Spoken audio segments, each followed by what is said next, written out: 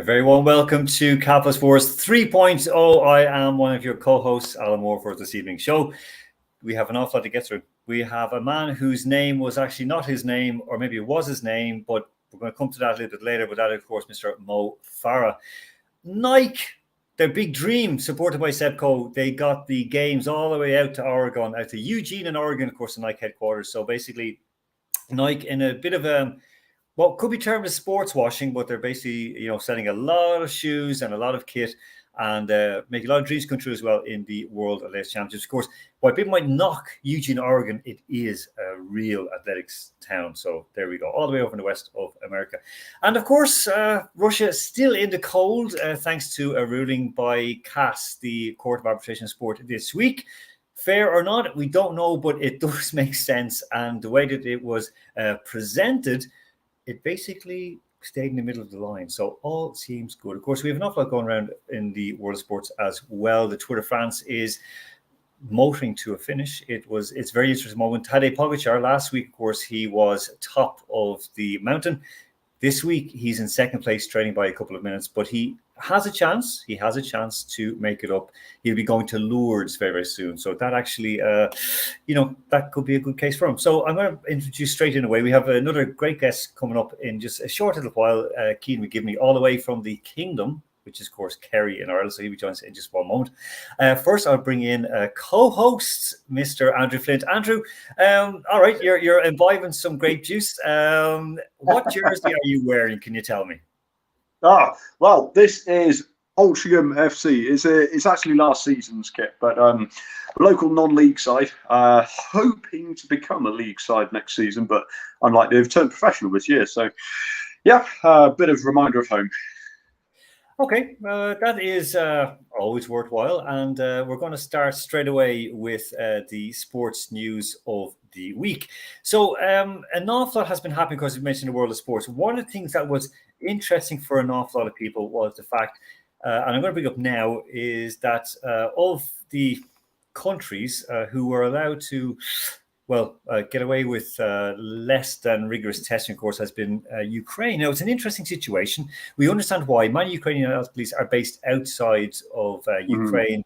And because of that, the testing system, the database, is a bit ropey, shall we say. And I do know that from speaking with some Russian testers who are actually testing Ukrainian athletes here in Russia, who are either studying and one actually working in a university here, like working here and coaching, who was meant to go to the Worlds, but unfortunately got a calf muscle injury and couldn't go.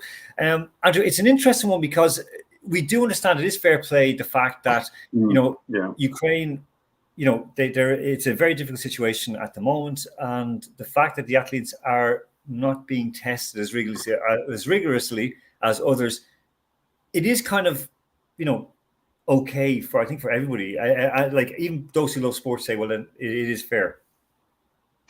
Well, I think that there isn't really a precedent that I can remember for this type of situation. So you can't simply apply one standardized set of rules that apply to all eras and situations, because it just isn't normal. Like you said, preparations being disrupted as much as they have been for the athletes concerned, it does mean the pressures are very different. So I don't think anybody will complain about it, but I think it really has to be made very, very clear. This is a very exceptional circumstances. This is not going to be a precedent for, if it happened in this situation, we might use this as a little get out of jail free clause later on, when there are slightly less pressures, when perhaps testing could be done. Now, this is a very special situation. So I don't think, like you say, I don't think anybody will complain. It really isn't designed for unfair advantage. It's quite the opposite, to give a fair opportunity, which is what sport should be, to sportsmen who wish to compete. So I hope it is accepted as it should be. Yeah, I mean, in fairness, it's only 7 athletes who, what they would call, they hadn't been tested enough in the lead up because of the situation in Ukraine. Now, they also said that there was 1,500 Ukrainians as well who are competing, and they're called high risk, but they're based in other countries. So it's a slightly different situation. And in total, from 5 countries, there are 134 134, Mhm. 134 athletes from over 500 countries who are also classed as high risk. Now, high risk could be that there's not enough testing taking place, that there's some difficulties, and it was basically because of the testing labs in their countries not up to spec, shall we say. So, for example, you have Nigeria, you have Bahrain, you have Ethiopia, Kenya, Morocco, Nigeria, and Belarus as well. Belarus, of course, aren't competing, but so it's basically that they're trying to help out. In that, I mean, as we see here on the screen, like 11 Ukrainian athletes as of last June had Olympic medals stripped. There is an interesting situation with that, Andrew, and that is that of course, Russia had 51 athletes stripped. But there's a stat here. I'm going to just put it up right now. Of the countries, you see here, Russia, of course, they have 51, which makes sense. They were the ones who cut out the most. UK have had no medals stripped at all, 0. I'm not blaming you. I'm just saying that. No. The US had them stripped. Ireland didn't have anybody, right? So I'm Keane and myself can be happy with that one, These graphics and statistics can be interpreted in so many ways. You could say the only way you should really look at these sort of numbers is if all testing is exactly the same, is exactly standardized to the exact same levels. And as you just pointed out, athletics bodies are admitting that this isn't the case. The high risk, well, we're not confident that the testing facilities are up to scratch. Well, it's utterly pointless looking into numbers then, as soon as you admit that. How do you standardize all testing to be at the same level, of exactly the same frequency, the exact same proportion, whatever you want to call it? Until that happens, these numbers and graphs are always going to have an asterisk, no matter what your allegiance are. Now, we started by saying this is an exceptional circumstance, and I did want to preface it, and I did mention this. It's absolutely essential that this does not become an excuse to let lax testing standards become a reason for allowing. Well, we want to help the athletes in. Well, the bottom line is ultimately, the ultimate goal has to be all athletes who are admitted to competition have the same testing, have the same rules. If their countries where they are based does not have up to standard testing, I'm sorry, but in the end, they have to base themselves somewhere where it is if they want to compete in competitions on a fair level. That's what the long-term standard has to be. As long as it doesn't slip into more and more high risk, but we'll let them just ease them in. And how many more will it be next time? That must not happen. Yeah, look, we've seen, for example, Russian athletes going down to train at high altitude in Kyrgyzstan, where there is no testing. We've seen British athletes going off to Kenya, where there was no testing, or swimmers going to Namibia, to the desert, where there's no testing. So, yeah, I get where you're coming from, Andrew. I get where you're coming from. Okay, we're going to move on to the next one. The two high-profile bands, a winner of the Boston Chicago marathons, and another man, Ross, who basically Randolph Ross, who was basically he's the 14th fastest man ever over 400 meters. He was kicked out for tampering with the anti-doping process even. And I mean, then Lawrence Cherona, who of course he tested positive for the same drug, trimetazidine. I was going to say Zidane. That's a different kind of stuff.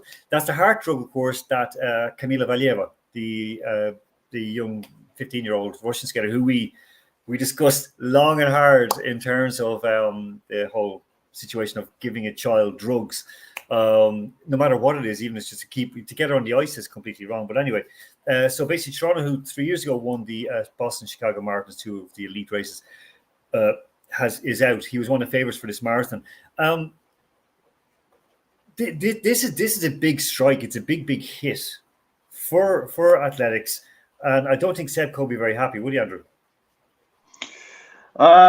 Well, no, especially when it's a notable name. If it's an event that doesn't grab the headlines, should we say, perhaps it's slightly easier to just stay quiet about it and hope it stays relatively out of the eye. I mean, look, there are two ways you can go about this. If you're going to crack down on suspicions, testing, and it has to be done as evenly and as fairly as possible. But how do you do that? I mean, there are so many athletes at so many stages of training, so many areas. High-profile names sometimes simply have to be the fall guys. I'm afraid that's just simply the reality of it. You're not going to catch everybody who don't, because you simply cannot. There aren't enough hours in the day to test every single athlete religiously. And unfortunately, for the long-term good of athletics, you need cases like this. You need cases that will grab the headlines, not some no medal chance a shot putter from a country nobody's ever heard of and is ever really going to care about. That's not going to make a difference. You do need some big name fall guys, unfortunately. So the headlines could be steered in the right direction by saying, well, actually, okay, we don't like the fact that a big star is under suspicion, but we're cracking down on it. It could be spun. And then normally when you say you spin a story, you spin a headline, it always comes across negatively. I generally don't mean it that way. I generally think you should be able to use it positively and say, look, well, okay, we may not be perfect, but we're not afraid to crack down on big names. So that's how we should spin it. No, listen, I'm wasting that. Like, I mean, basically the biggest heads have to roll sometimes to make sure that, the playing field is level, and also that kids have something to aspire to, that they don't have to dope in order to get to that level. Now, we're going to bring in Cian McGivney, all the way, as I said, from Ireland. So we have one person listening from Ireland. We have another. Listen, when you get a super sub coming off the bench like this, we're always very, very happy. Cian, you're very welcome to Capital Sports 3.0. Thank you so much for joining us. Now you've been listening to that. I mean, one of the interesting dropouts of the World Championships this year has been Marcel Jacobs, of course, the guy who. Now, we can't say he came from nowhere. He was a consistent runner, never, the very, very top. He was more of a 200 and 400 runner, but he won, of course, the Olympics 9.8. I think he got in Tokyo. He pulled out because he said he got a muscle strain. Should we be saying that's a bit strange? Is he trying to dodge testing or something like that? Are we so weary of it, Cian? Yeah, I suppose, given the way certain people, if they don't perform well at World Championships or European Championships, and then all of a sudden there's a medal at an Olympics, I suppose you go straight back to Michelle Smith from my own perspective, from an Irish perspective, and you do. Would you ask questions straight away, or would you just leave it and kind of just let the natural process, and just, would it just be a case of, they might have actually achieved this without any sort of enhancement? But I suppose, given the way results go, I suppose if a performance level is at one level, at European level and world level, and then it goes beyond at Olympic level, I suppose 99% of the time there are going to be questions asked.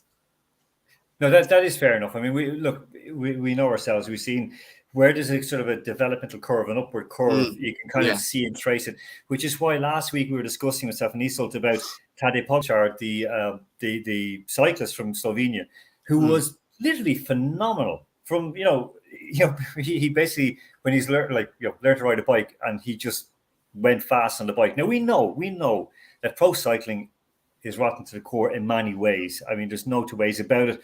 We've seen there's too many stories that have happened that we look at them going, that's not real, But we still have to try and hope. And I mean, we look at this one now. The next story up, of course, is with Tadej Pogačar. Now, it's getting very, very close to the end, okay? Very, very close to the end. There's a couple of major mountain stages down in the Pyrenees coming up, which are going to be very, very tough. So there's 5 stages, but the last stage basically doesn't count. That's the little sort of gamble into Paris. Cian, Andrew we've discussed with Andrew, but can you tell people just how important, for example, cycling is in the psyche of Irish people, especially those of us who were born before 1980, and how important it is to Ireland as a nation, as a sort of a focus point for pride.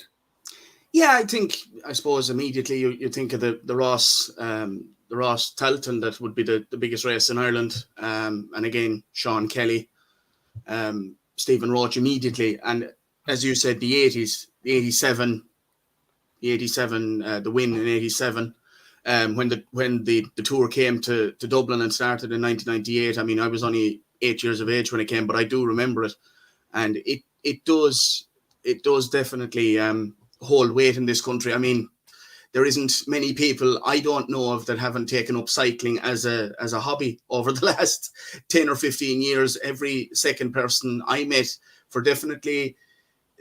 particularly over the last couple of years, they all had Lycra, which frightened me at times. But some of them shouldn't be let near Lycra, let alone jeans. But no, it's a big thing, and as you said, definitely that the win in 87.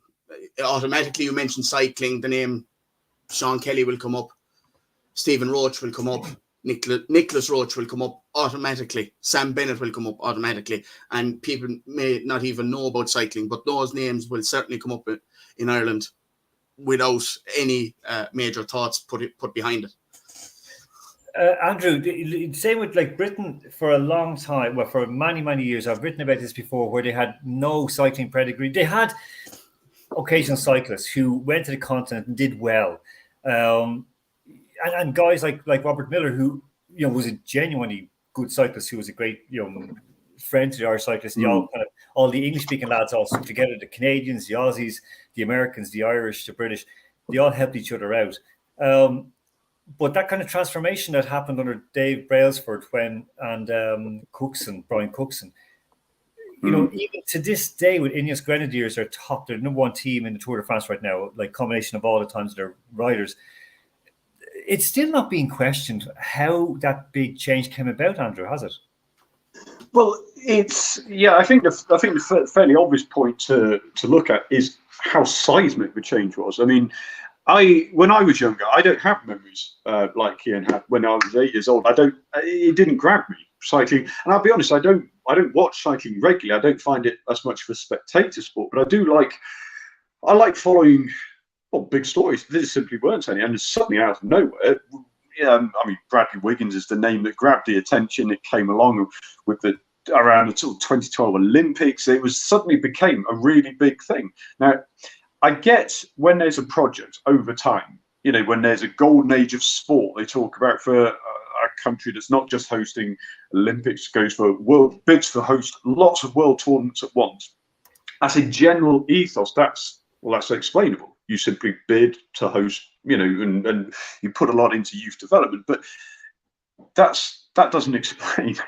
It really doesn't explain why suddenly British cyclists are absolutely everywhere. I mean, I'm an outsider from cycling, and I can think of quite a few examples. I mean, Gary Thomas. I mean, there's so many British cyclists. I don't understand it. I would say there have been attempts to raise the profile of cycling generally. Some stages of the Tour de France, I believe, have started in the UK the last few years or so, but that doesn't explain why suddenly British cyclists can get up a hill pretty quickly. But we all know why questions aren't asked, because we like the stories. Everybody likes the stories. And when I say everybody, I mean everybody from administrators of sport, sports stars, sports spectators. It's so easy to gloss over when you've got a man sitting back, cross-legged, on a throne with long sideburns, in the Olympics eye, sticking up his fingers like that. Don't ask why, just enjoy it. It's so much easier to do that. Okay, now you of course are talking about Bradley Wiggins. I don't know if he's a star or not. Now he's a guy, he had cycling pedigree. His father was from Australia, was a terrific cyclist. And I mentioned this before many times. Bradley Wiggins did a very good interview show on Desert Island Disc, which of course is a BBC 4, where a famous person comes in, they pick their favorite songs and what they would like to have on a desert island and speak about themselves. And he spoke extremely emotionally about his father, who had, I think he basically he ended his life almost like because of doping. He was a professional cyclist as well, but doped very, very heavily. Left a family, abandoned family. And Barry Wigan said, I never want to be like that. That's like, no matter what, I won't dope, I won't use needles, and I'm going to stick by my family. He used needles. He was implicated in doping. He left his family. He walked around Euro Disney calling Mickey Mouse a nonce or Mickey now. If you remember that, we played it actually on the show one night. So, yeah, I guess it's kind of, as Keane rightly said, with Michelle Smith, De Bruyne, who, of course, was our idol in 96. Well, 94, 95, 96, which was improving in her swim meet, and then went and just absolutely trashed all around her in the Atlanta Olympics. It was terrific. Did we want to believe it? No. And I was in Canada at the time, and I remember the Canadian swimmers who didn't qualify. I remember Janet Evans, who was herself had a lot of questions to be answered about her own conduct and her own past with chemicals. Basically, they hammered her. She came out of nowhere. It's not a swimming nation. And there we go. Very difficult for us to deal with, but we just have to get on with it. Now, we are going to go to a very, very short break, and the guys are going to stay with me. We're going to come back with the talking points of the week. And again, it's about some athletes whose stories have changed a little bit, and a little bit more as well.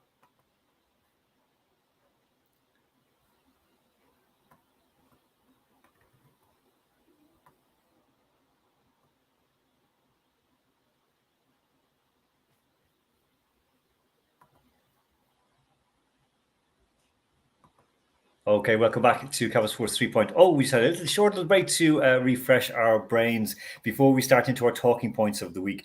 An awful lot to get through right now because there's been a lot happening in sports this week. We're going to just kind of try and chew over some of the more important ones. We will actually speak about a movie as well. We've not done that for a couple of weeks, the sports movie that a lot of people like it actually. And unfortunately, we'll have Brian here to help go through this movie this week, but next week I think we might. Oh, he won't. He'll be in San Francisco next week, but doesn't matter. We'll get through it. Big one to start off with, of course, is Mo Farah. Now, Mo Farah, of course, as we mentioned, just terrific runner. Had a very, very late blossoming career. Basically, had been an average kind of runner up through his 20s, and then as he got older, he seemed to get better. Associated with someone who really you wouldn't want to be associated with. That's Alberto Salazar, the Nike head coach, the man who basically was disgraced and chased out of US athletics, not just world athletics as well. He was working with a lot of British athletes, even a couple of Russian athletes as well, who remain nameless right now because it's under subpoena. That's trying to use the word. There's subpoena, an investigation right now in America. So looking at it right now, the first issue with Mo Farah, of course, is this. He said that he was trafficked as a child. A lot of it doesn't add up. Andrew, I must start with you for this one. Mo Farah, of course, terrific runner. I saw him running. I saw him falling down on the track at the World Athletics Championships in Moscow in 2013. Was tripped and fell. Got up, caught up with the pack and won the race. I wanted to believe it. But I remember standing there in the stands with one of my former colleague and just going, he has to be doping. And my friend said, no, give him a chance. But even then, 2013, when I was shouting about doping in Russia, that looked a bit dodgy. Tell us a bit what happened with this case and about this BBC documentary as well, Andrew, please. Well, yeah, it's first, Sir Mo Farah. I'd start with that. He has a golden reputation in the UK. He's been knighted. He's won awards. He's got a wonderful reputation, and now he revealed that he was, yes, like you mentioned, he was trafficked. He lost his father when he was 4 years old, was it? He says he was about 8 or 9 years old. Now, for me, that's the first. I hate myself for saying this. When you're doubting, you're saying you doubt part of the story. But if you say about 8 or 9, that's a fairly key moment in your life. You would surely know exactly when it happened. You'd surely know exactly how old you are. Now, that for me, rang a little alarm bell. Now, he's revealed this now. Now, it's his choice, of course, when to reveal this about you. You wouldn't do this when you're a child, you're a teenager, you're just starting out in a sport, because you don't want the negative attention. You want to focus on your career, and I understand that. I do understand that. But there's so much unknown, so many intangibles about it that I hate finding myself saying this, but the amount of details he wasn't able to really confirm himself was slightly concerning. Now, Alan, I don't know exactly what his end game was for this. Well, what's in it for him to reveal? When you get sports stars, big names who come out with documentaries, interviews, usually there's a purpose, a direct purpose behind it. I wouldn't have blamed him personally if he had never wanted to reveal this, because it could have been almost certainly would have been a traumatic, awful experience to have to go through that. That's something a lot of people never have to. Look, now more questions this way. than answers.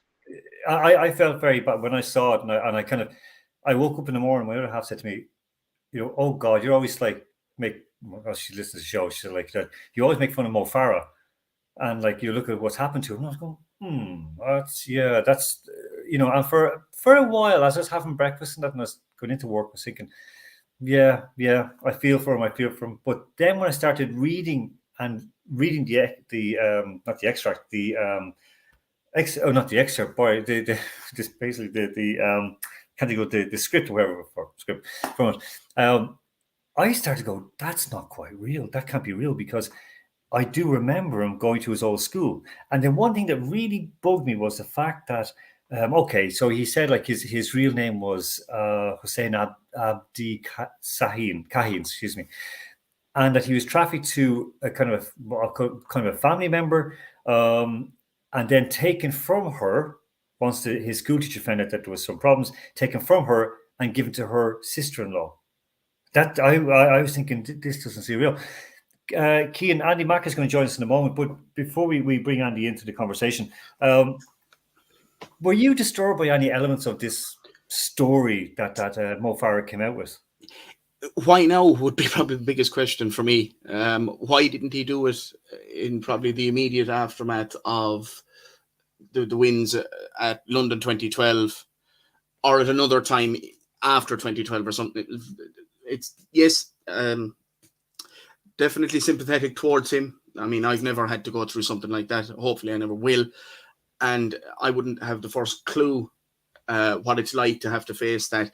But as you both point out, certain details being muddled and confused and then left out and things like that, it's very strange. The timing of it is very strange. Is there something that we're missing? Is there a book on the way about it? Is there another documentary coming? Is there a reason for the timing now at this particular juncture? It's just the timing is very, very strange for me. Yeah, I'm with you. Something's coming out of line, I feel. He, in his recently published, I read it this year on I was going to say I read it on Tinder or Grindr, but it's not that. What's the other one? The one you read on the books. The book audiobooks. No, audiobooks. Kindle. Thank you, Andy. Kindle. So I couldn't remember. I was thinking of a joke that I was told, or I've said that. What does a cannibal call a pregnant woman? A Kinder Surprise. Sorry. And on that note, I'll bring in Andy Mack. I'm sorry for that. I'm sorry. Andy, what about this? Well, we'll call him by his name, not by the name, his given name, his real name, as he said, was Hussein Abdi Kahin. What about you sort of disturbed you with this whole situation? Firstly, I'm not sure what you're reading on your Kindle, but you should probably be a bit more careful. Farah's autobiography. There you go. My general take on it, is it's a pretty horrific story if it's true, as we all know, he muddles things up, like when he gets tested and when he doesn't. So you never know. But the thing that stood out to me was the little story about that I was telling you last week about about him calling his mother. Where does a 10-year-old get a mobile phone after he's just arrived off a boat into the UK? Did he pop to the newsagents and top up his roaming minutes to call his mother? I've got absolutely. It doesn't make any sense whatsoever. If it did happen, it's a tragic thing that no family or anyone should have to go through, to have to pay money to start a new life somewhere else. And then as for the timing that Cian mentioned, I think obviously the Home Office stuff coming out at the moment to do with the suicidal Afghan refugees and things like this. Maybe this is some kind of a sob story surrounding something more sinister. I've maybe a distraction tactic. I've got no idea. I hope it isn't, and I hope it's just a genuine story that perhaps some people who do go to extreme lengths do get better lives at the end of it. And perhaps we should all be more open to giving them that opportunity rather than holding them hostage in a terrible place. I mean, Heathrow is bad enough as it is. Check out Dublin Airport, or Manchester Airport. I've heard it's even worse. No, that is fair enough. I mean, there's another story that came up with a boxer, Kelvin Bilal Fawaz, who was trafficked in. And now this came up, and I think this always comes out where people, jump in, and they in Ireland, for example, we have this show we mentioned before called Liveline, and every caller who calls in after the last one, it's a race to the bottom. And I remember clearly one time when there was a story about a man who had basically gone into sort of some cardiac arrest. He was like slumped over his wheel in the car. Someone came over, like wondered was he drunk or something. The man couldn't really speak. He was like struggling. They took him out, gave him cardiac massage and so on. He was okay. Every caller in had similar or worse stories, and it was outdated. But this one now seems quite interesting because it's with Kelvin.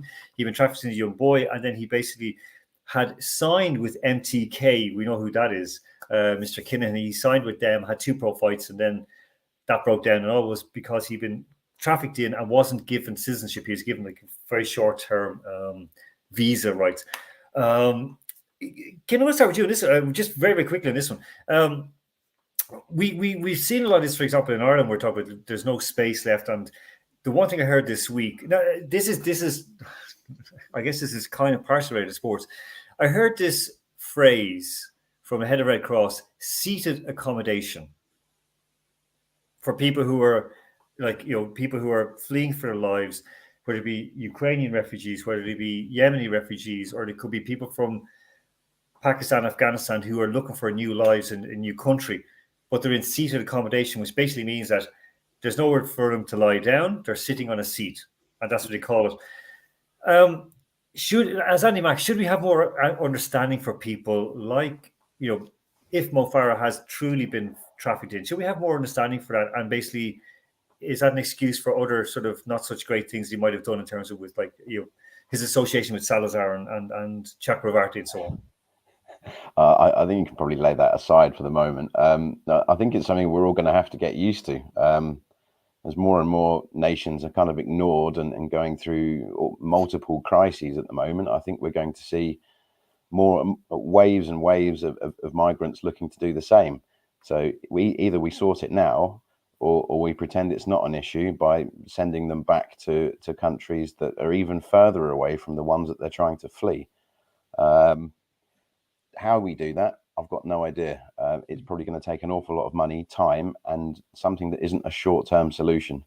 Okay, Cian, on that, what could be a solution? Because there are an awful. We've seen it in Ireland, like the hurler out in Leitrim, and I'm ashamed I forget his name, but he basically went out and started hurling in Ireland. It has become a local legend, played for his county and everything.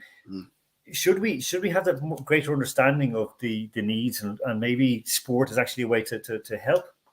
Yeah, I think they actually they showed that in the build up to today's All Ireland hurling final, that the two of the Kilkenny and one of the parishes in Limerick, how they had been taken into the heart of the community without any major hesitation, and they've been they were playing rounders and things like that in one of the clubs in Kilkenny. The name slips my mind, and things like that, and they had been introduced to the world of the GAA and things like that. So you had two children there today bringing the Lee McCarthy out onto the field.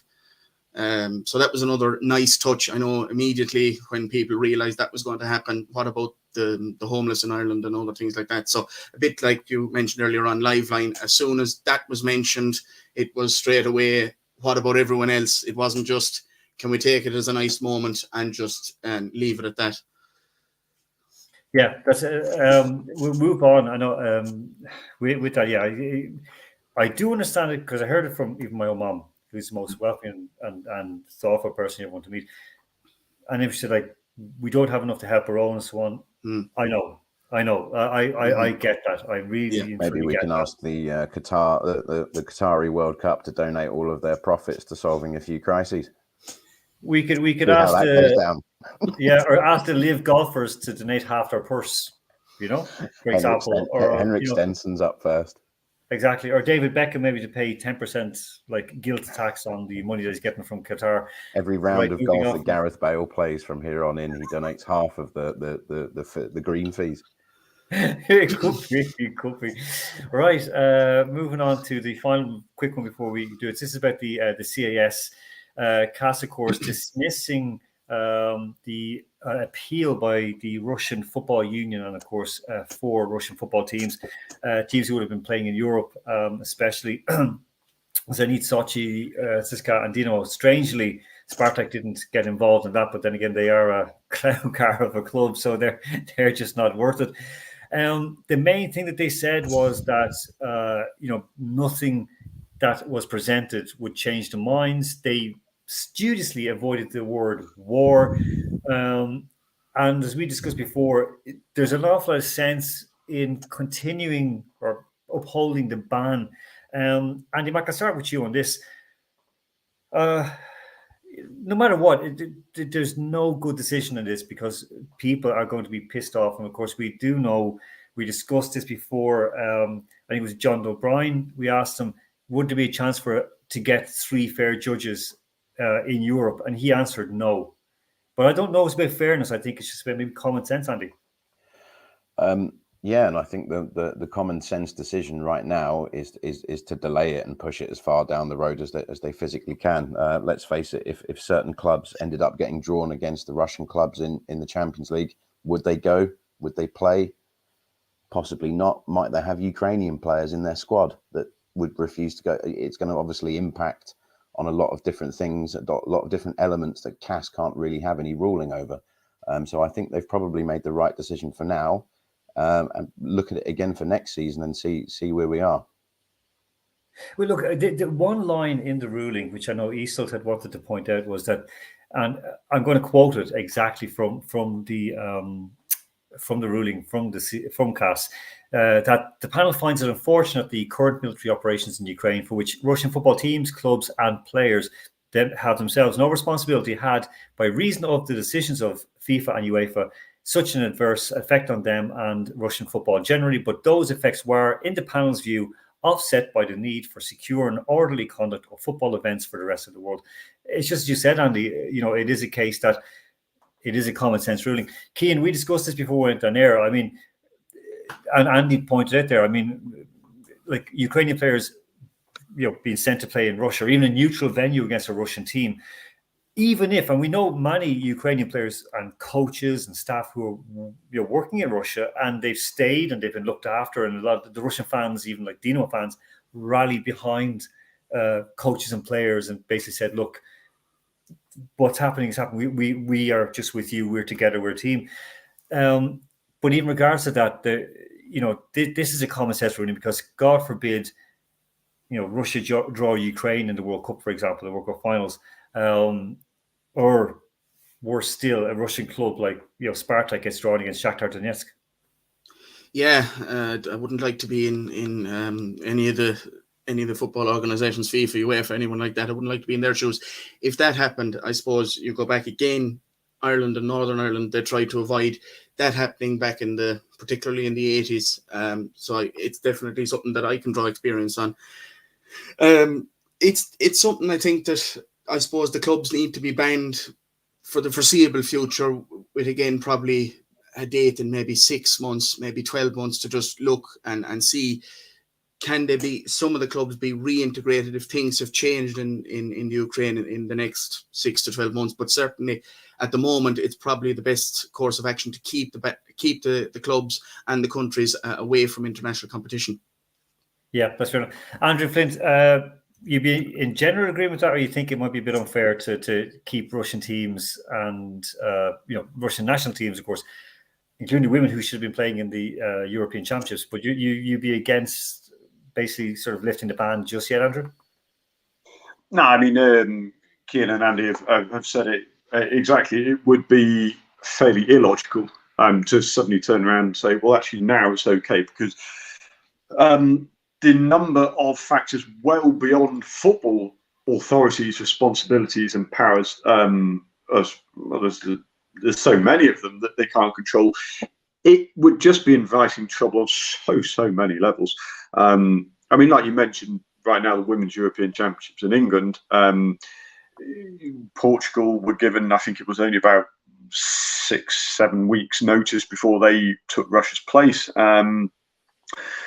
Russia competing right now, well, could you imagine what it would be like? No team will want to play, and like the boys have said, no team would want to play a Russian team for a number of reasons. I mean, even if it was behind closed doors, you don't stop fans travelling. We saw this at the beginning of the pandemic, for example. I remember very clear images I think it was in Valencia, where or was it Atalanta? I can't remember. About 30,000 fans crowding outside stadiums when they were told to stay away. Well, for a situation like this, unfortunately, there could be safety issues. The optics. Some organisations, clubs, will be bothered about how it looks. Well, if we compete against, you see where I'm going with this. It would be nonsensical to allow them back in right now. It's just far too many factors. Exactly. And there's always, we know ourselves, we went through like with Capital FM, there's always some attention-seeking idiot or idiots maybe, who are going to try and make a statement. And unfortunately, people lose out on that, and I think that's again, look, we were all in agreement. It's a fair ruling, it's a sensible ruling. It's very hard to try and get away with or to get away from. One interesting thing was that the U.S. State Department in 2020, they said that in 2020 alone, that there were 13,000 victims of human trafficking in the UK. 13,000. I'm giving a bit of background. I'm not excusing Mo for what he's done, but just where we are. Okay, we're going to have a very, very short little break right now, and then we'll come back with our hot topic. So stay with us, guys, and we'll be back in just one moment.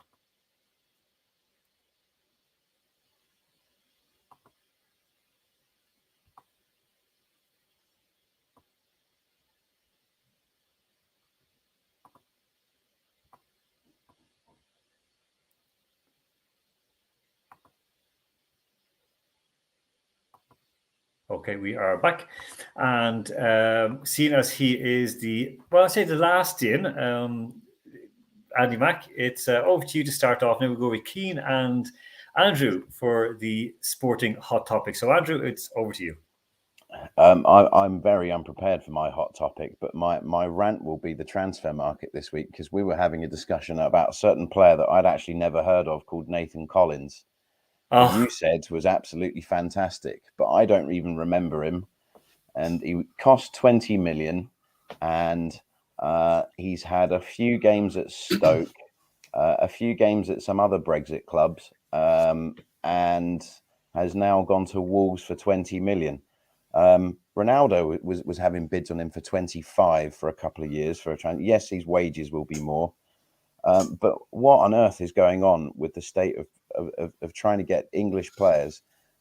We all remember Football Manager when they introduced this whole new Brexit rule and it became difficult. I don't remember players that have barely played a season in the Championship going for 20 million. I just think absolutely ridiculous what's going on at the moment in the Premier League, especially with players going for upwards of 35 million that yes, they've probably got some potential, haven't proven themselves at any sort of level, and have done very, very little.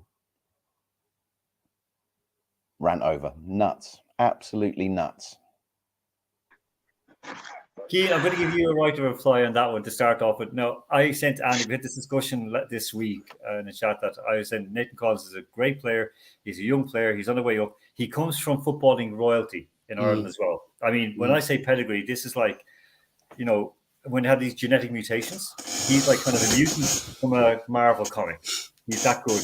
Keane, start off with your answer, and then it's your turn to rant. Your turn to have a hot topic. I don't know where to start with that. I think Nathan Collins will do a job at Wolves. I suppose that's the fairest thing to say. I think you have to. I know he hasn't played that much at Premier League level. He's played a small bit at Championship level. He is very, very good. I think he certainly proved that at international level with Ireland in the Nations League games just past. And here's hoping that those performances are definitely to keep him on an upward curve, because he is a good central defender. I think he scored a cracking goal for Ireland in the recent past, and I think it's definitely something that that should be looked at, and I'm sure it's somewhere on YouTube. But I think my rant definitely has to be supporters challenging coaches, either in the stadium or on social media, Twitter, Instagram, whatever medium you want to use. I just particularly the incident yesterday with Eddie Jones. I don't know, in the immediate aftermath of the game, a supporter was pointing at him and saying he was a traitor. And then Eddie Jones heard it, walked towards him and said, come out. First of all, what did you say? The supporter repeated what he said. He said, come out here and say it. He repeated that, I think, on 3 occasions, and the supporter backed off. So I think what I'm trying to get at is, given what we've heard and what we've seen over the last number of years, I'm not saying do you give players and you give coaches the opportunity of a right to reply, but is it just far too easy for supporters and others to have a pop at coaches, and then just if they get challenged on it, like that man was challenged on it, I didn't say anything, and back off very, very quickly. But it's very easy to say something on a laptop, and then if you're given the opportunity to say it in real life, would you do it? I think that's a $5 million question, because there are a lot of, we know, keyboard warriors. Which, look, I always had, like, if I on radio, for example, if I criticize a coach or a player, I'm not going to go mad on personal on them. I might say their conduct's not good or something, but I'm not afraid to say it to them, to their face. And I think as a journalist, it's very hard not to do it. And it's kind of, even when the worst thing I had to do was when I genuinely liked a player, to have to criticize him in a report. And I got a phone call saying, why did you criticize me? Like, I thought I played well. It's like, no, in my opinion, you played quite badly. And, he got a yellow card. And I said, you got a silly yellow card, means you're banned the next game, blah, blah, blah. But, do we have this where, like, people come up and mouth off, like, from the stands? We saw the most famous one was, of course, Eric Cantona. And as much as at the time I was in university thinking Cantona was an idiot for jumping across and kicking a supporter and so on, first you had the abuse, like the foul abuse. Then you had tea thrown down on him and so on. And supporters think just that little rating there, they pay their ticket, they're entitled to turn around and abuse. We see the same with racism in stadiums and so on. I wouldn't want to slag off Eddie Jones. I'd rather just keep my mouth shut than do it, because I'm afraid of him. So I'd rather not even on the internet, because he's the kind of guy who'd track you down, kill you, kill your family, and pour salt into your garden. So there we go. Okay, excellent.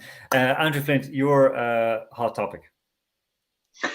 Well, mine is sort of a little bit related to transfers, but more the utter madness going on in Spain at the moment. I mean, it's been going on for a while, specifically Barcelona, that is really winding me up. This one of my favourite, most treasured moments in my entire life centres around Barcelona in 1999, and the club itself has got a mythical aura about it. But the last few years, the way they just are showing zero shame whatsoever in their utterly irresponsible running of a club. This should be a warning sign, not just to football, but to all sport, the way an institution can be run into the ground.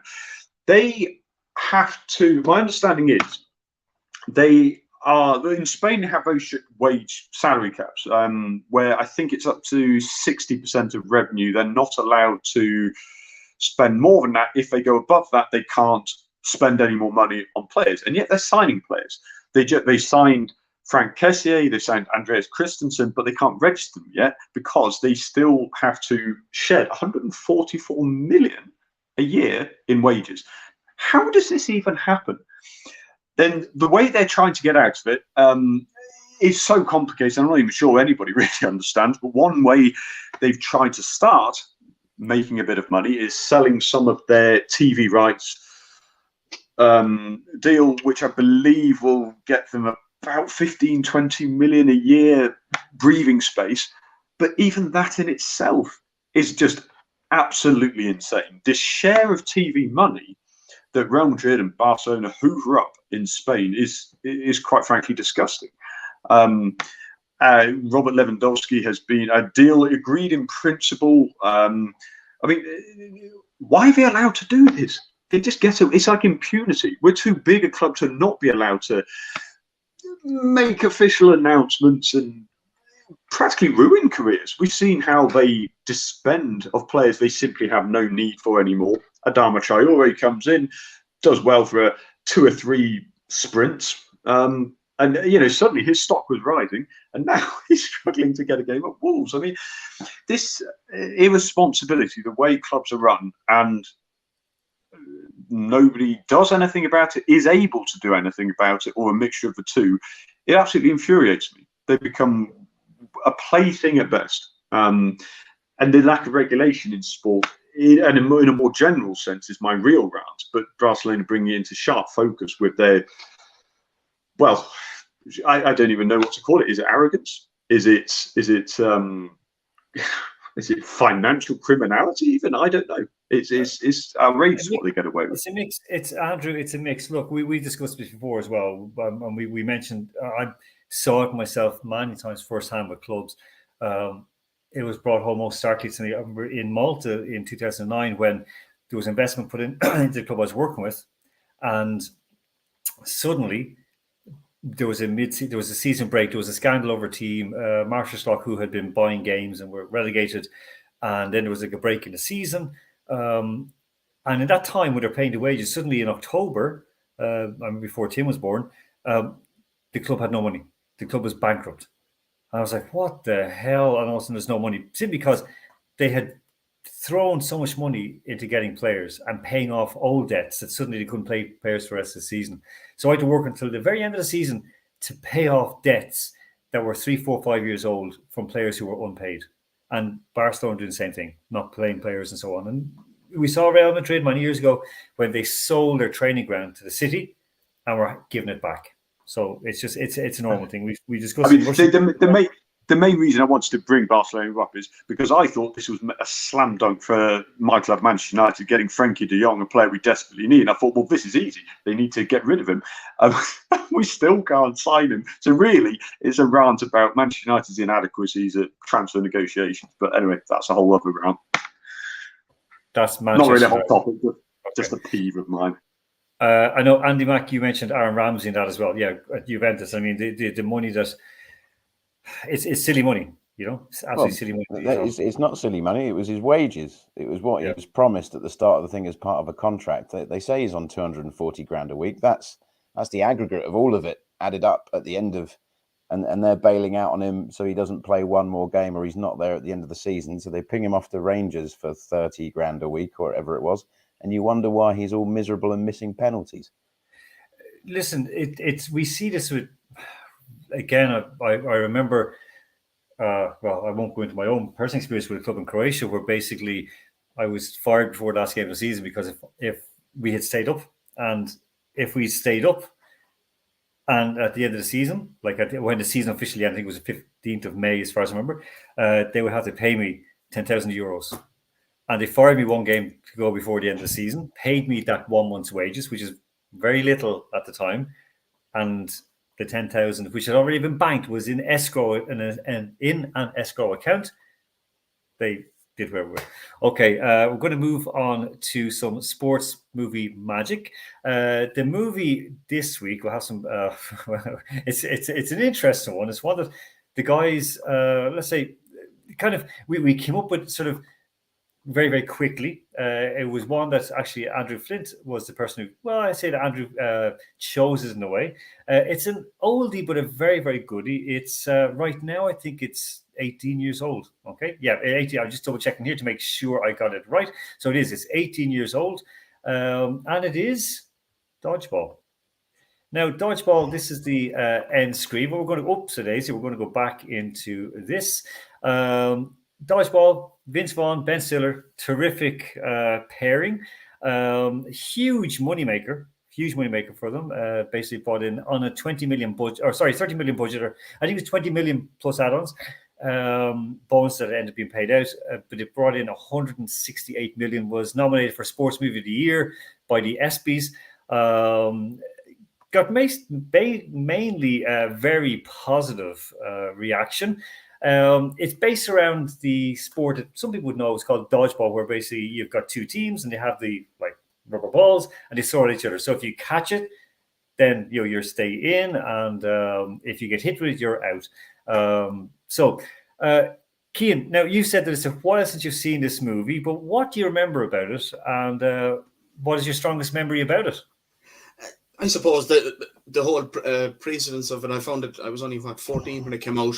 It was something that we had done probably in secondary school. I was a year in secondary school at the time, so it was fairly topical. And it was, we'll play this and we'll see how we get on with it. And it was the game of choice for a number of months after the film came out.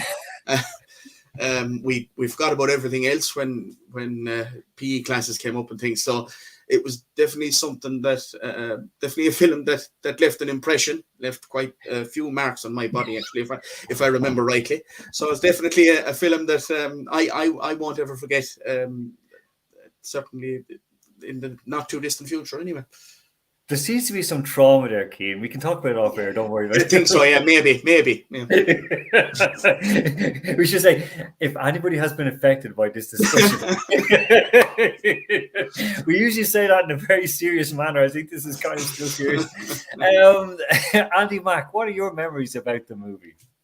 I think it probably would have been around about the same time for me, teenage years. I think probably what I remembered most was the absolutely abysmal taunting that they did of each other, and seeing if I could pick up any lines that I might be able to use at a line of scrimmage in rugby. But there weren't many that would probably end up me leaving more impressions on me than what poor Cian got from the ball. I didn't remember the outfits, but that's that's when they mixed up. They were meant to get their new gear, and it was like I don't know, an SDSM, what's it called? The sadomasochistic bondage convention, or whatever that I don't know, where they basically got that instead of your of their Kindle kit. as well. Pardon? Have you got that on your Kindle as well? No, thankfully not. No. I deleted it. Andrew Flint, what is your memory of the movie? What do you think of when you think of Dodgeball?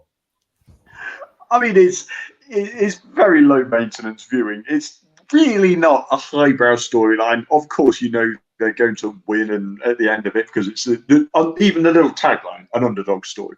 But I remember I was at university at the time, and we set up university. You start the first few weeks, there's loads of societies and sports that people join for a week or two and forget about. We set up the Leeds University Dodgeball Society, and it was the fastest growing society that we had in our year, because everybody watched the film. That was my freshest year. The film itself was just, I'd never heard of this sport before, and I thought, well, it's so simple. It actually looks like quite a lot of fun. I mean, I think Ben Stiller is good at the utterly ridiculous type of humor, if that's your thing. And I'll be honest, half the time for me, it is. Oh, Andrew froze for a moment. So he said, That's "Yeah, my that's future. probably And it is sort of his awful put downs, like Andy Mount said.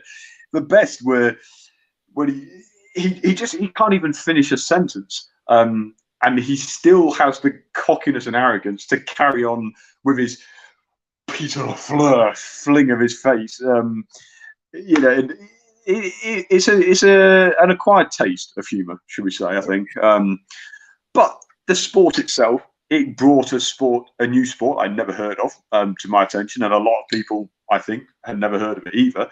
And if you notice in it, the shapes and sizes, should we say, of the players make it look a very democratic sport too. You've got a rather overweight person, you've got a rather skinny person, you've got the girl who joins in as well. So, you know, that I thought was quite a nice little thing. Yeah. You know, not controversial. No, I'm a fan. I am a fan of Ben Stiller, no matter what, and I also like Vince Vaughn a lot. So I think they're very good. You know, the one that the guy Patches O'Houlihan, who was like the very very famous dodgeball player and coach, when he joins them and like he's there training them to dodge, and he's like, if you can dodge a wrench, you can dodge a ball. He throws a wrench on it. Dive and dodge. I was like, if you can dodge a bullet, you can dodge a ball. It's like what, you know, and then. The fact that it always got me that the fact that Ben Stiller is called White Goodman. So it was for many years I never thought of it until I think about 2 years ago. I think during lockdown I was watching it again one day in the morning. I couldn't sleep and I just was thinking, how did they get away with this? They couldn't do it now. Again, I said it. So it's basically two rival gym owners. They play in this competition to win the money. To get through, you know, and it's broadcast. It's so silly. It's so funny. Ben Stiller's wife stars in it as well. You know, it's a very good cast. They also had Chuck Norris is in it as well, and Lance Armstrong. And you know, when you think of this Lance Armstrong, you think of like, you know, no, you need to go and you need to try your best and try your hardest. It's Lance Armstrong, you know. It's just right. I'm going to start off. Okay, and okay, Andy Flint. You ended off though. So, what out of 10 would you give the movie Dodgeball, the underdog story? Well, I'm a sucker for this sort of comedy, so it gets a good 8 out of 10 for me because it's so simple. You can watch it time and again. There's loads of good little quirks, decent comedy performance. It's not a highbrow comedy, but you're not watching it for that. So, yeah, I'd give it a good 8 out of 10. I think. Okay, Andy Mack, how about you? I'm not sure I'll be that generous. I don't know quite what Andy Flint's scale is there. If he's comparing it to all movie, just other sports movies. I'm not a discerning type. You should know that. Is a little bit generous, but I'd say because I've actually watched it more than once, I'll give it a 6.5. Ooh, 6.5. Okay. Now, Andrew Flint did give Major League, the baseball movie. He gave it, I think, 9 out of 10. So I love that. I love that. I mean, that is a great watch. Keane, how are you looking? How do you view this movie out of 10? I give it a 6, but I think I've already mentioned that I probably have scars from it that haven't been spoken about until tonight. You're healing in front of everybody, so all right. So okay, I think it's good. Again, I just think it's a very funny, silly, nice movie. Very, very harmless. Just, you know, there's a great twist at the very, very end that really makes you think, oh my God, like, you know, like, you know, and it just made it so funny. So before we go, right, we always have this, and we haven't done it for a while, right? We're going to bring back the Big Fat Guilty quiz just for this night, okay? Now, Cian, don't panic, okay? Do not panic. You can see the looks in the guys' faces. They have the trauma now. They're thinking, they've been through this so many times before and thinking, what are we going to get? So what I'm going to do is, right, a very, very simple, easy thing, okay? I'm going to put up photographs, okay? So it'll be Andy Mack is first, then Cian, then Andrew Flint. So you just tell me who is the person, okay? That's all. Just who is the person, and then we'll give you an odd one out one as well, okay? Just 2 quick rounds because we're over time, but we're okay. We're not running over time on the radios before. So here, I forget it. Here we go. Okay, so Andy Mack, you're first. So this one is for you. Who is this person? I'll say it's a tennis player. They're all tennis players. So nice handy one for you. That's a strange sound to make looking at this photo. Yeah. It's one of those ones where I should know it, and French Open winner, multiple. Justin Ennen. No. Do any of you guys going to jump in with that one? No. I can't top. No. Okay, it's Arantxa Sanchez Vicario. Arantxa Sanchez Vicario. No. With the dye blonde hair, looks very, very different. Yeah. Very, very different. Okay, next one, Cian, this is up to you. Again, multiple French Open champion. The hair color has me totally stumped. No. David Schindler looks really bad these days. It looks a bit like William Hurt, actually, doesn't it? But anyway, just realised. Okay. No. Do you want to have a guess? John McEnroe. Offord. I said a guess, not an insult. Okay, Andrew Flint. You have. No. I was going to say Bjorn Borg, but I know I can't think. Actually, that's right. It's Bjorn Borg. You get 5 points. Got it right. I always get my best answers when I'm sure I've got it wrong. Beautiful. Well done, right. Andrew Flint, it's over to you. So you're in the lead in 5 points right now. So, okay, over to you right now. Who is this? Also, a multiple French Open winner and one in Wimbledon as well. I'm not sure if glasses on or off is actually helping me here. Hold on a second. Hold on. It's If you get any closer to the screen, she's going to slap you. Yeah.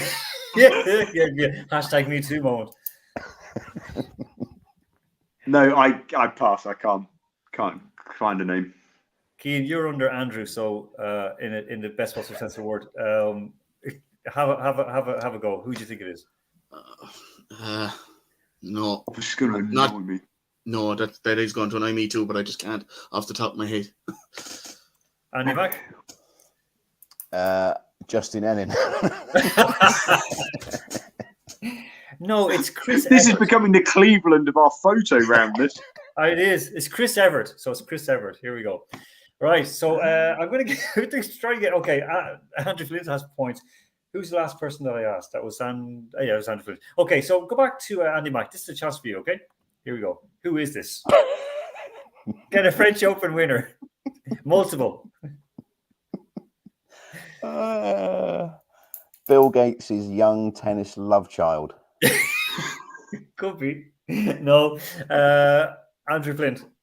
I'll ask you straight. Only because of the curly hair. I know it's not, but I'll say John McEnroe, and I know it's not. No, it's not. You're right, the curly hair, but no. Okay, Cian, who would you think it is? He's a South American. I'll give you a hint. South American. Not a clue. Okay. Not a clue. Bill Gates has got companies in South America. Pardon? I'm pretty sure Bill Gates has got companies. Did a lot of testing there as well. It's Gustavo Kuerten from Brazil. Gustavo Kuerten.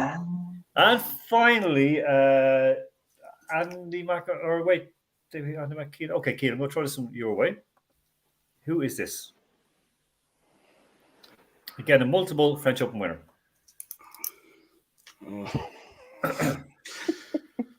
My tennis knowledge has been shown up this evening. I haven't a clue. Ellen. Okay, Andy Mac. Justin Ennen. You're consistent. I'll give you that. All right, Andrew Flint. No idea.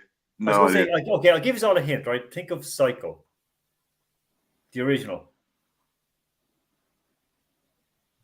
Not helping me much, I'm afraid. No, that's a brutal help. Okay, remember the most famous scene in the shower in Psycho? What happened? The thingy-majiggy, what's the name? Whatchamacallit? Come on, guys. Yeah, why do you have to have it? God, this is ridiculous. Come on, what's American stabby. Oh, Sellers. Yes. Monica Seles. Huh? I mean, I was trying to at least give us some respect. And you go, American stabby. It's technically passport. I couldn't remember the name. I'll give you both Kean and Andrew Flint 2 points for that. All right, that was good. Why didn't I get a point for the stabby? I think stabby. As distasteful as it is, we know we're distasteful on the show, so that doesn't get minus points. I think he does deserve something for stabby. I did try to help with like the psycho scene. Oh, Christ alive! See, I should get a point. Yeah. I should get a point for being the only one that got that. I gave you a point. Already. And after those first 2 rounds now, Andrew Flint is on 7, Keane's on 2, and Andy Mack is on 1. Okay, okay. Now, odd one out round. Okay? Stabby. All right. Okay. We're laughing about a stabbing victim. Jesus I Christ, know. God over. Anyway, yeah, we're awful. We know that. Come on. Let's just. Well, listen. In all fairness, at that time, I still am a fan of Steffi Graf. And when that happened, I was thinking, I was very neutral on it when I should have been outraged. But I was thinking, I remember the first thing thinking, oh, this means that Steffi can start to win again. And that was, I swear to God, I'm thinking, that's what this guy who started was thinking as well. And I'm thinking, oh God. Yeah, anyway, right, moving very, very quickly on. Odd one out. Okay, these are all Ireland finals. So, of course, Kerry up against Galway not next week, the week after. Did you say Kerry? I thought, not Dublin. Well done, Andrew. Yeah, well done. Yeah. Sorry, I had to. I promised Johnny I would. Johnny was going berserk, and he was telling me on the messages, "This is amazing." I was like, "What is amazing?" Anyway, sorry. Yes. Yeah, I'm from Dublin, so anyway, we'll let it go. Okay. only 8 minutes into it. Keane is from Kerry, and he's just smiling very smugly, kind of going, yeah, we got it. So, all right, here we go with this question. Okay, so you have to tell me the odd one now. So, Andy Mack, for you first. All right. Limerick, Tipperary, or Cork? Limerick, Tipperary, or Cork? I'm going through the process of which one you talk about the least. So I'm going to go with Tip. Oh, no, it's actually Cork. Because Limerick won their last All-Ireland football title in 1896, Tip in 1920, and Cork in 2010. So that's why it was the odd one out. So there you go. Sorry, Andy. But because remember, fair logic. Yeah, it is. I think it's quite logical. I could have gone what was the one that the most recent winner, but anyway, that would make it too easy. All right, Cian, for you, Limerick, Tipperary, or Cork? And all logic has been thrown out the window. Yeah, this is not about the last win or the first win, so it's not related to winning in Ireland, but it's related to these counties. Which is the odd one out? Tipperary. Oh, well done. Yes, because they have the largest home stadium, Semple Park, course, 46,640 or 90, I think 90. Cork have 45,000 even, and Limerick have 44,023. So well done, Keane. You have gotten 10 points. You are out in the lead right now, but Andrew Flint can still get it if he gets this one right. Limerick. Limerick, Tipperary, or Cork? It's got to be Limerick. Tipperary was twice, so it could be Cork or Limerick. No, it wasn't. You said the first one was Cork. You diddled me. No, the first one was Limerick. They won it's the longest time since they won their last round. Yeah, so it should be Cork. So it's Cork. Yeah. Just go Limerick now. I'm going to go left field and say Tip. Ooh, wrong. Because Limerick is the odd one out. They've won 2 from 2 All Irelands. Tip have won 4 for 5. Cork have won 7 of 17. Of course, the most winningest, as they say in America, county. Oh God, I hate that phrase. Kerry. So yeah, I know. So Kerry. So at the end of it all, Andy Mack, you have won. Congratulations. You're on 10. Andrew Flint on second on 7. And I didn't win. I came last. You did. You came on 1 point. So Keane won. Keane won on 12. Keane, congratulations. Always you I was such an awesome quiz master. Okay, on that note, I'll say the guys will hang on for just a moment when we go off air from you guys. So I'll just say thank you very much to Andy Mack, Andrew Flint, and of course, Keane McGivney. Thank you very much. I hope we get you on again in the next couple of weeks if you can, if you have time. Absolutely. Okay. Okay. So, folks, we will go out right now and say thank you very much for being with us. We overstayed, hopefully not our welcome. And we'll, of course, be back on next week, 9 p.m. CET.